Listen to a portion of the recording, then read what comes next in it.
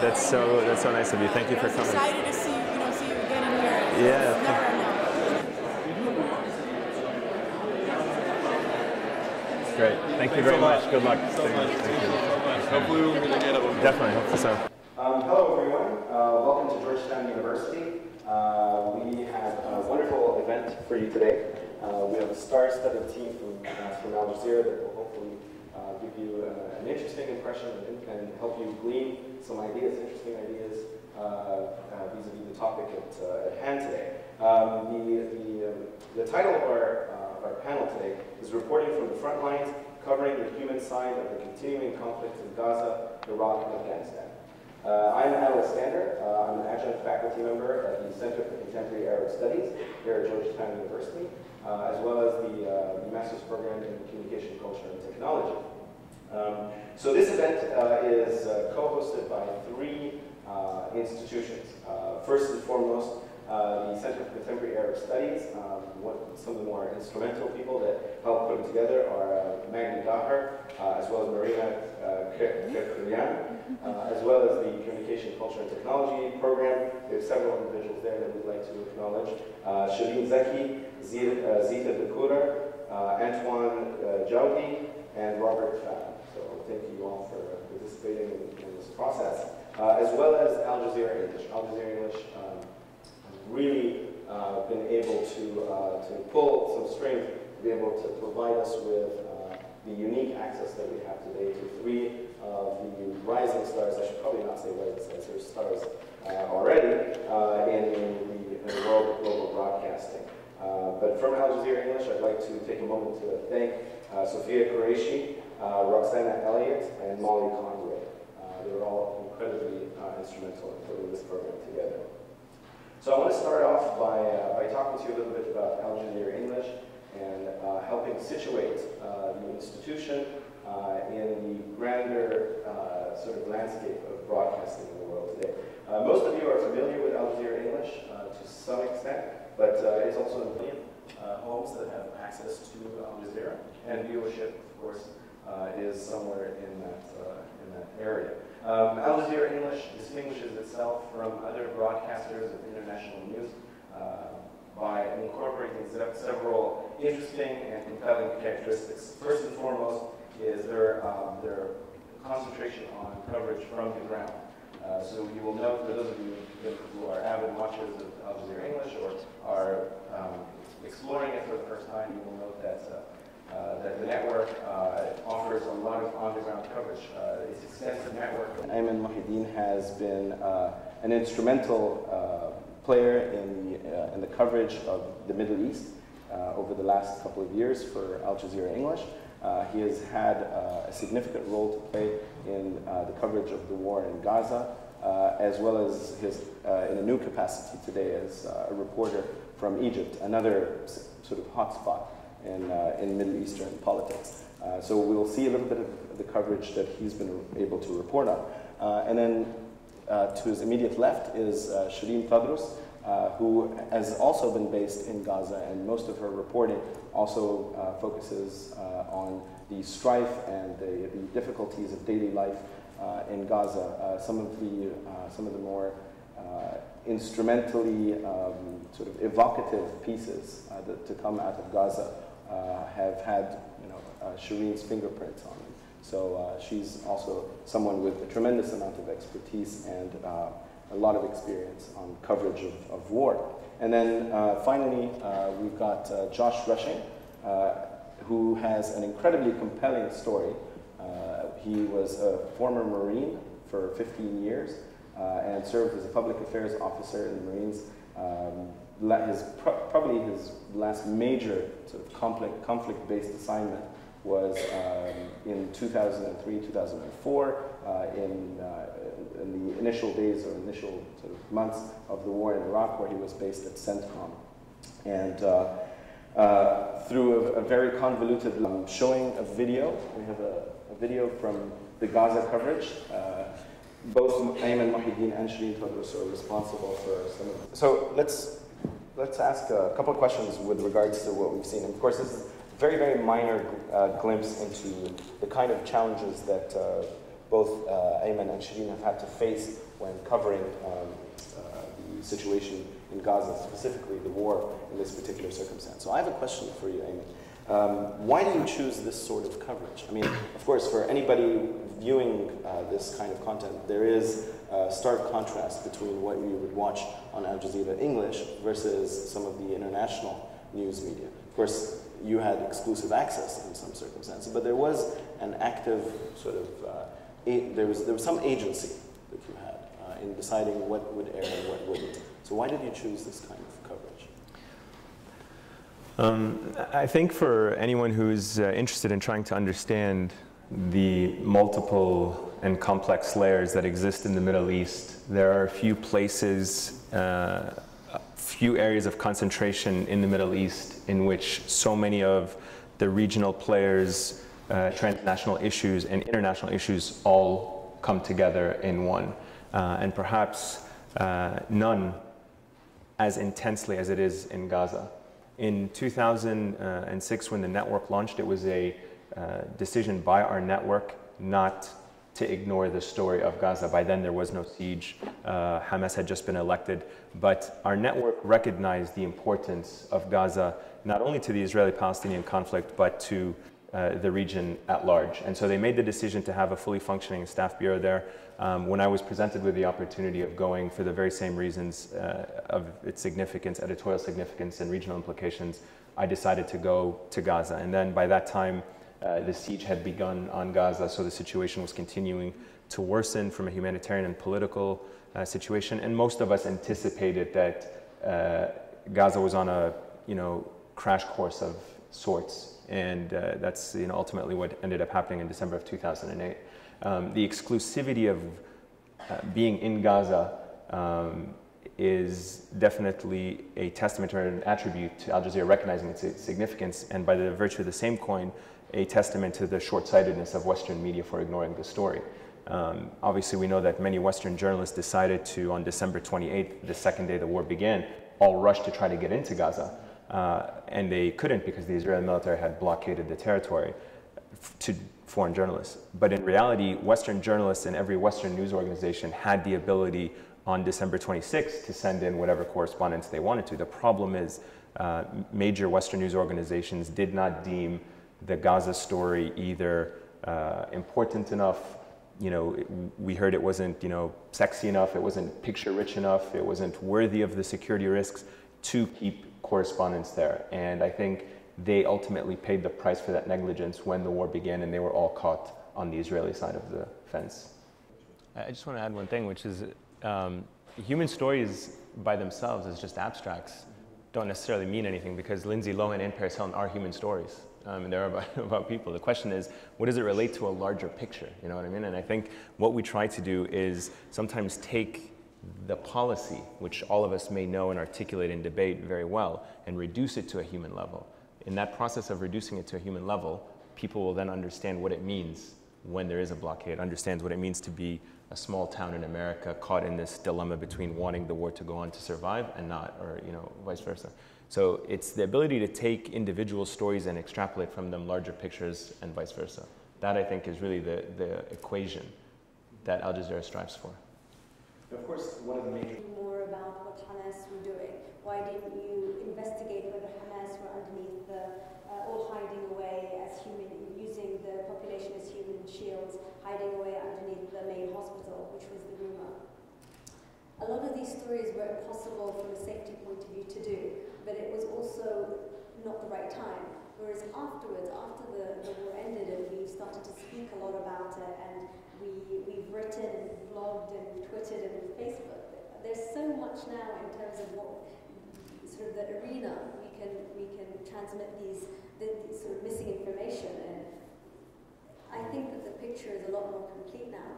And that's the same not just for Gaza, but for a lot of stuff that we do on a daily basis. You can go and start off doing a story and it takes you into a different direction, and you hear another story, but you just don't have time to do that story because you're concentrating on the story of the day. But through all the different new media that Al Jazeera has exposed us to and allows us to contribute to, I feel like there isn't much of an excuse for us anymore not to cover something.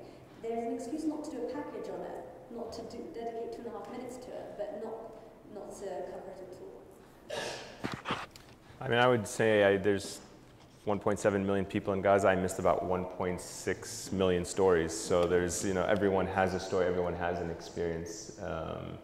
There's no doubt that you look back and, as Shireen said, there were issues during the war that one could have, tried to pursue.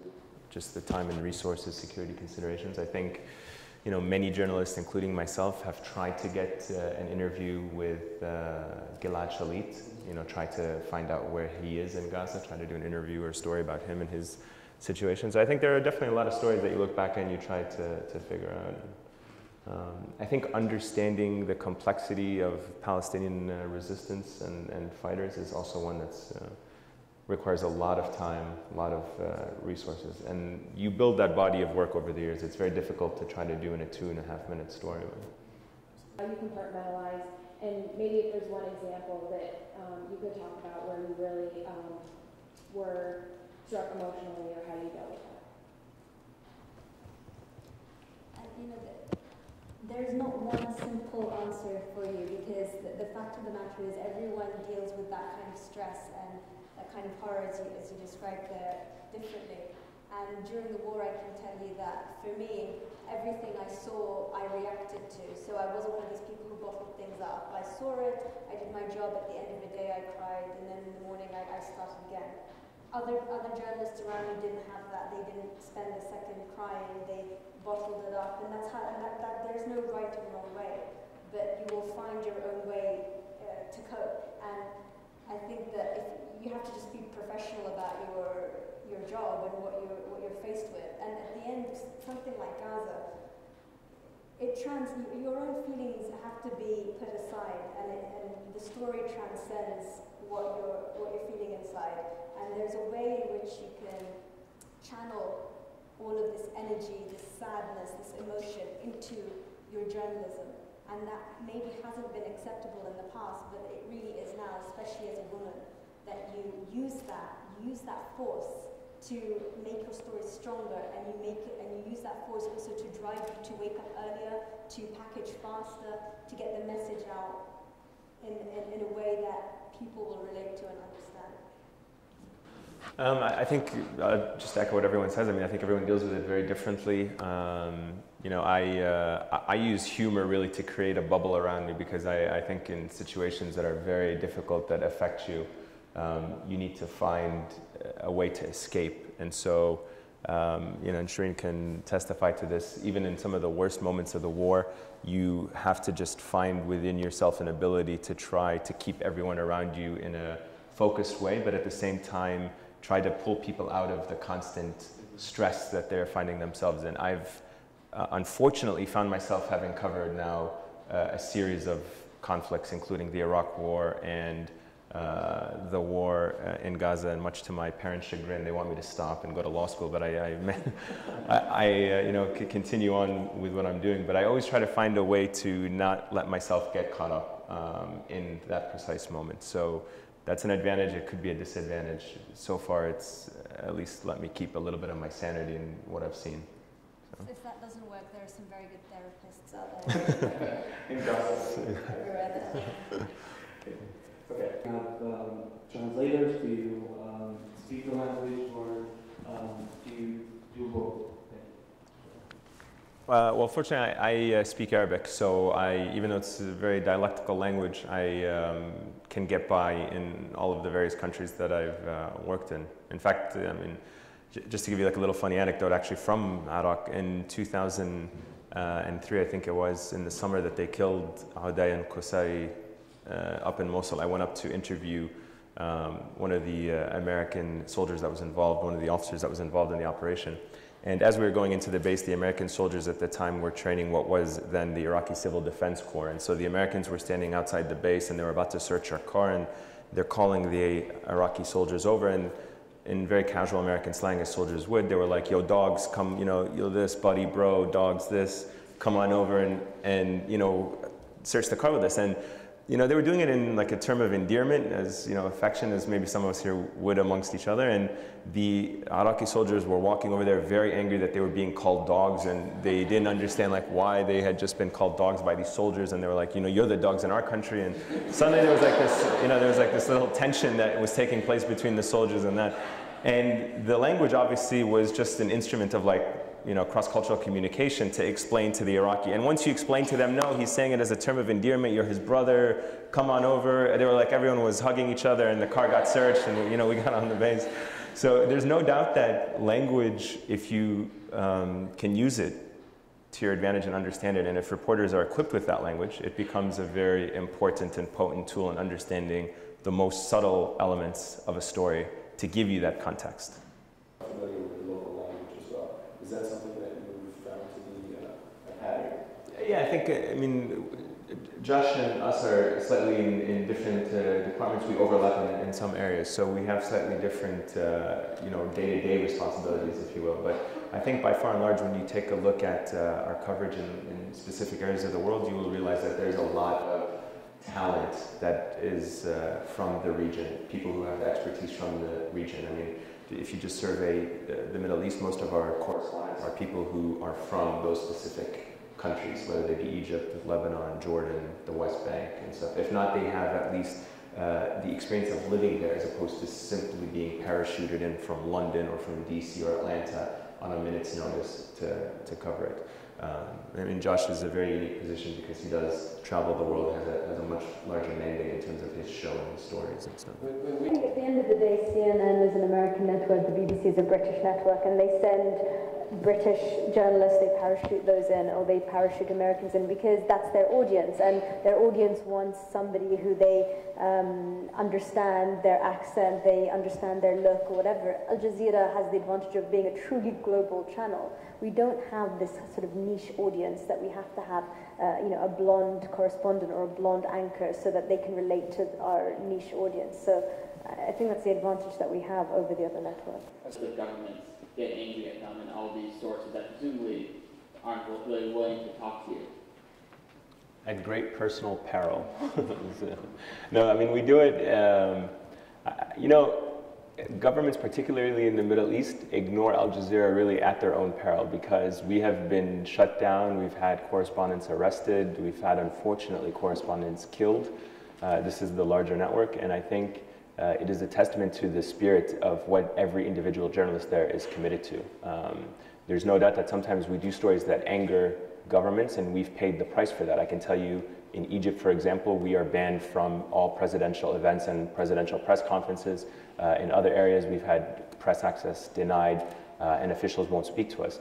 But there is also a very important risk if you know, an organization or a government decides to entirely shut down Al Jazeera, because it would only add to the fact that that government is perceived to be autocratic, and most governments don't want to be perceived as that. They all want to manage the message as opposed to kind of shut the message out. So I think it varies from country to country and from organization to organization, but ultimately the journalists that are on the ground recognize the pressures they face and are willing to take those risks.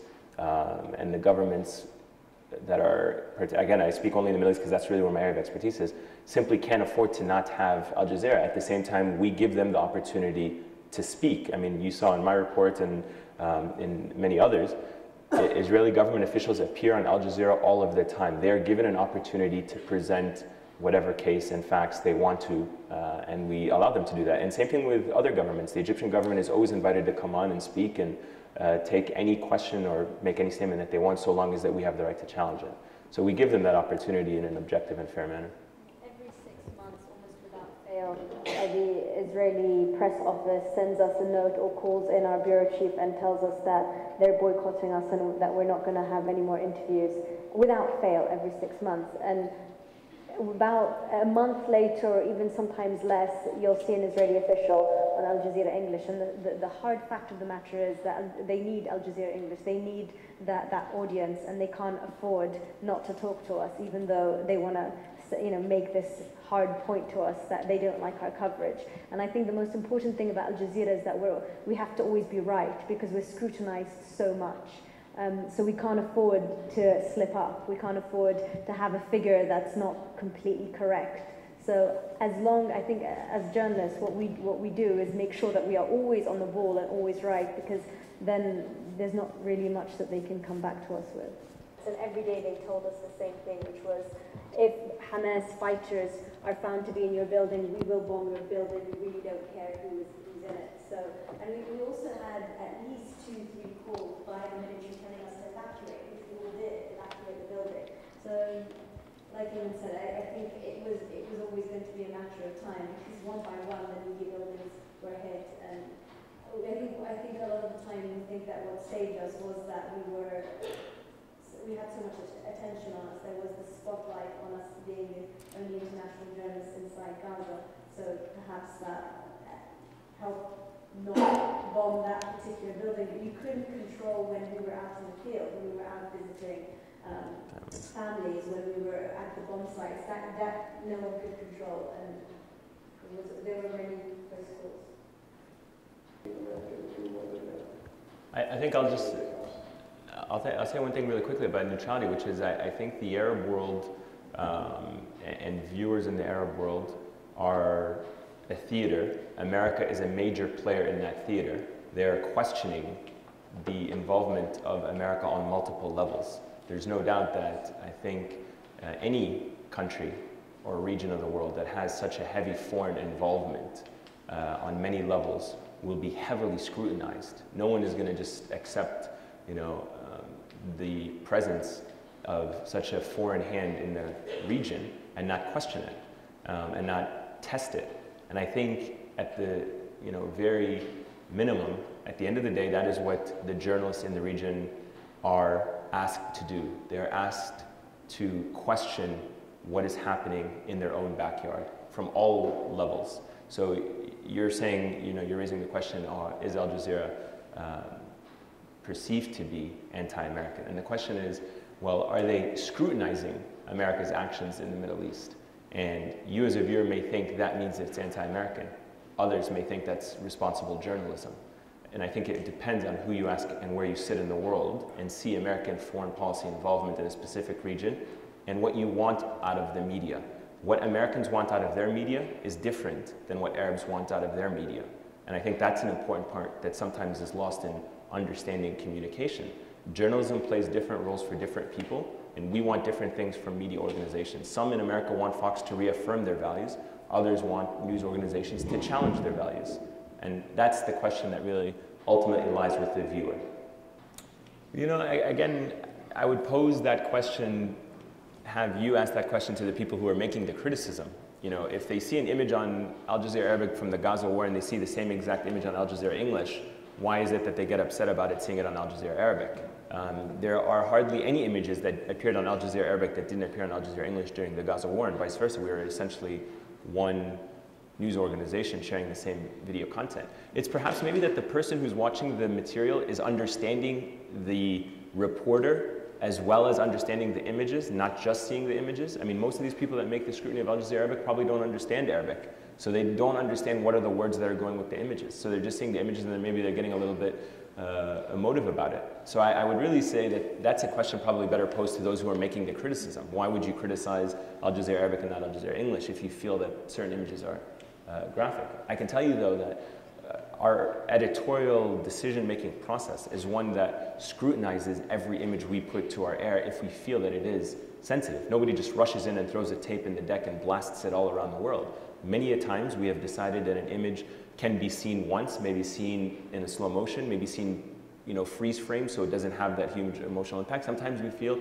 it should be seen in its entirety raw. So I think that's that's the reality of the editorial making decision process within Al Jazeera as a whole, isn't it? I think that in general, I think it's fair to say that the difference a lot of the time between Arab media and Western media is that Arab media tends to show more graphic images, and that tends to be because their audience, which is an Arab audience, is more desensitized to those kinds of images, maybe as a result of the fact that they show it more, whereas in the West there are more stringent rules to do with taste and decency of what you should show. But at the end of the day, I always think that this argument is sort of ridiculous, because what does it matter if you're showing these images? At covering the war, for example, many of the other networks have the same images because we weren't shooting these images. It was really a provider that was shooting the general images that you're seeing. But what we provided was the story, not a picture of 6 dead bodies, but the story of one person who made it and how she made it and how she protected her child. And you knew that her name was Rima and that she had 3 kids and that she's scared and her kids are scared. And that was the power. The power doesn't always come from showing graphic images. The power sometimes comes from not showing those images and showing personal stories. That is the power that Al Jazeera has. And I think that sometimes when we get caught up in the idea of images and is Al Jazeera Arabic showing these graphic images to create something? Well, sometimes those graphic images just make people turn off. And what was more powerful was the person who doesn't, those who don't show those but show the personal stories. I think in understanding other cultures, you will perhaps be less reluctant to rush off to war. If you could see, Palestinians as human beings, and you can see them as a people suffering, as a people being occupied, you will less likely be willing to accept a form of occupation that is so draconian in every sense of the word. If you are an American who sees Iraqis as real people with real issues that are trying to enjoy, if you see their humanity, if you see them as people, you will be less likely to accept a narrative that they are all terrorists and be painted. I mean, you see it again in the incident with the Freedom Flotilla. Easiest thing to do, go on TV, paint everyone as a terrorist. It's a catchy thing nowadays. Paint them all as Al-Qaeda sympathizers. That's going to resonate well in the Western world. So you do that, and you can then justify why they're being killed, why they had to take these, brutal actions. But if you simplify that and make them human and show the world that these people that are dying are, at the very end, individuals with their own stories, then maybe as a society, we will be less likely to rush off to commit these atrocities. So in that sense, understanding perhaps may lead to a reduction in conflict as opposed to resolving conflict. The problem then becomes the link between changing society and changing the political structure and decision making. And that's why we answer no to your question, because we can show you context and show you stories that will make you cry and make you feel, but that doesn't mean that that will translate into any kind of policy that will resolve the conflicts that we're reporting on. The argument, there's an argument that seems to... But what does that mean? Does that mean we shouldn't show you what's happening in case you get so angry by seeing the truth that you decide to blow yourself up, or there are 100 examples. We're doing our job. Yeah, I think you look at the incident with the Freedom Flotilla. I mean, it was a defining moment in the siege on Gaza. It triggered international outrage in Turkey and others, and it just happened to be that Turkey is a NATO member, so maybe its anger resonated a little bit louder than when you see anger in Cairo or in Jordan or in elsewhere. But the fact that the Turkish government was upset, carried out a diplomatic initiative, the anger on the streets of Istanbul and elsewhere also resonated loudly, and that affected change. It affected change because people saw the images and people understood the story. And we showed the graphic images of those Turkish passengers that were lying in the boats, dead, shot up, civilians, women and children, and it made a difference. So. It depends on the story, because sometimes you're doing stories that you've been made to do because the editor working on you've got 0 drive, and every drive that don't get sacked and but that's it. There's different things that drive you at different times to do. At the end of the day, this is your job, but certainly from my perspective, where I report on, the drive is maybe breaking the stereotypes, making people understand what is really going on here. Because there's so much misconception about the area that I'm reporting on that you do feel this responsibility, once you understand what's going on, to explain it to others. I know this might sound like really cliche, but I think at the end of the day, I look at myself as just someone who's documenting history so that one day if there is someone to be held accountable, they will look back and say there were people who did their job back when. I think when we look today, let's say for example at the time of slavery, we may be kind of questioning how in the world did we allow slavery to happen, the trading of people.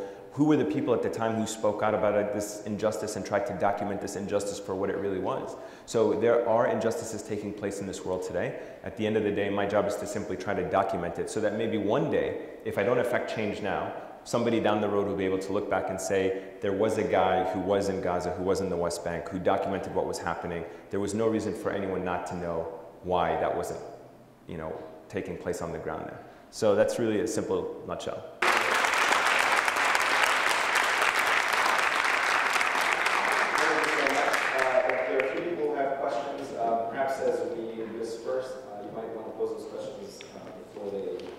Absolutely. Thank you again. Thank you all for being here. Appreciate it. Thank you.